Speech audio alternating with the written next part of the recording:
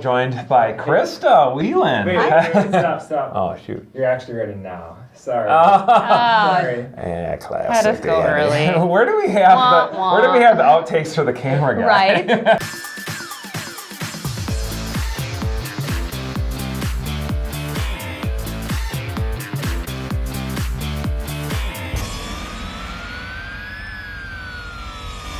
Welcome to the Teaming Up Show, your guide to the future of real estate. I'm Josh Parmelo, joined for the first time by I'm Krysta Krysta. Whelan. Yeah. And we're going to talk, what are we talking about today, Krysta? Yeah, so I'm going to try to get Josh to go a little bit deeper here about a first hire, a little bit beyond himself and Sarah, and try to go to win some more administrative folks join the team and see what that kind of looked like and see if we can help you guys understand the business a little bit better. What's your role in the company? Yeah, so presently I am the executive assistant. I do a lot of listing transactions right now and assisting the team with that.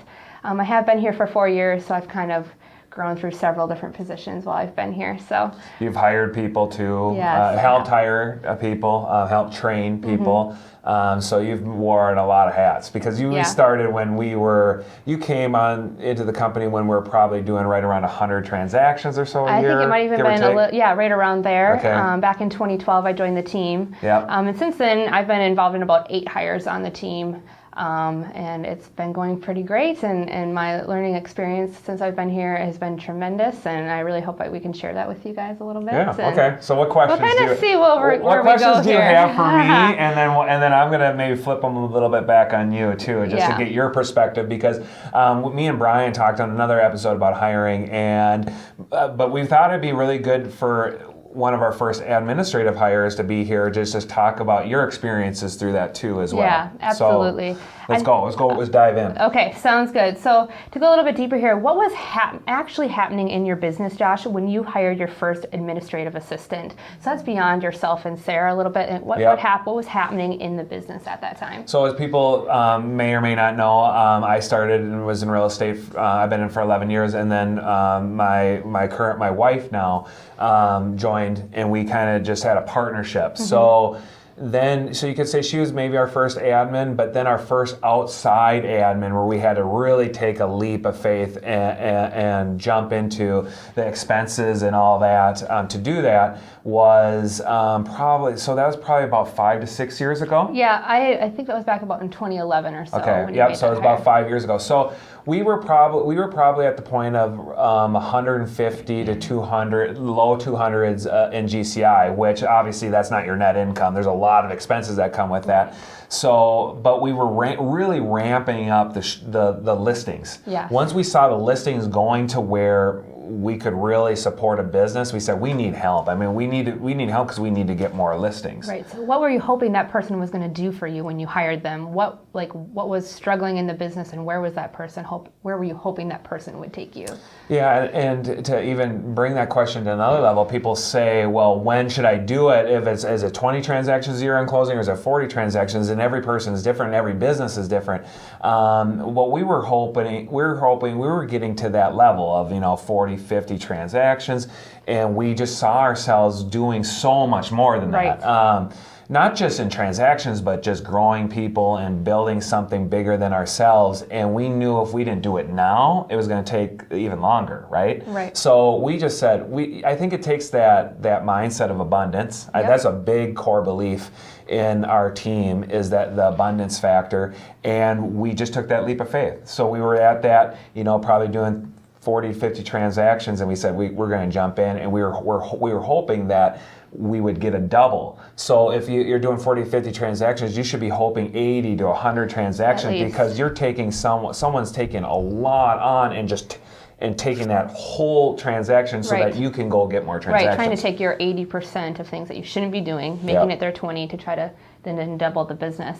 So did that happen for you? Once you made that hire, after a year or so, did you double your transactions? Yeah, did that help grow your business? We went from about we were doing about 7 million, 8 million, and then the next year we did like 14 million in volume, and then we jumped again like to mid 20s, and then we jumped again. So you can, if you look at the progression, now we're going to do 90 million this year, 95 million this year roughly. you're going to see the progression of a hire, all the way along that route. That route, and you're Yeah. going to see when we jumped again, it was another key hire. Now that said, you were looking at our statistics the other day, and you said what was our statistics of successful hiring people? Yeah, so of the 8 people I've hired, we've had 4 really, all of them have been fantastic, but 4 of them are still here to this day, and we've all rotated positions since time. So I'm only about 50-50 in terms of my hiring success rate. And Josh has taught me over time to kind of overcome my limiting beliefs on what 50% means in hiring.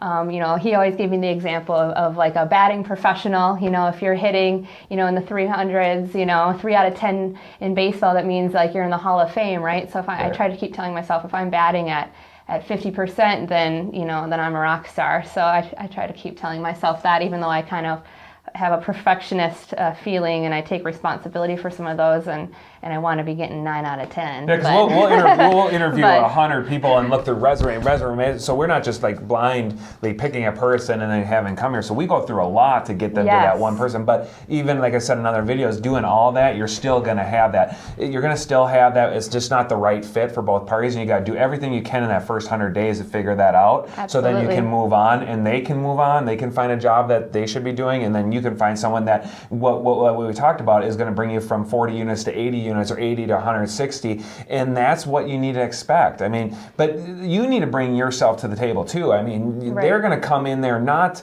an administrative assistant or a professional isn't going to come in there and help you get 50 more leads a month. They're going to help you take off all that extra work so that you can go get that 50 and you can go get that 100. Because I have sometimes I've heard agents say, well, I want them to refer us 12 deals a year, and I'm like, no. That will maybe happen over time, but that's not why you hire an admin. You hire an admin because you're so great at lead generation. That's your one job, and that you're going to go do that 10 to 100 times. Yeah, my job is to think long term about the success of the business. I'm not just trying to think, how can I help Josh Pomerleau and Sarah Pomerleau scale their business for those 2 agents. From the beginning, Josh was telling me how to try to think big and scale beyond what we even can see in the future. So how can what am I doing now that can scale it to a huge size?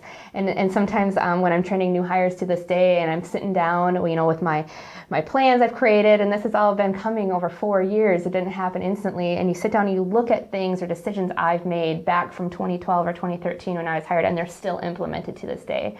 I think that's really something that teams should look for in terms of longevity and finding large solutions for things to try to help organize a company, and that's really important. So we'll wrap up this video, but we're going to have Krysta on a few more videos so that we can go maybe a little bit deeper into your role, maybe like even the next role that we'd be talking about, and maybe I can ask you some questions about like what happens on a daily, on a daily basis. So, absolutely. So thanks for coming to the Teaming Up show, and we hope that you got something out of this. If you have any questions or just any comments, or you want us to talk another subject that we haven't hit on, let us know, and we'll make that happen. Absolutely. Thanks, everybody.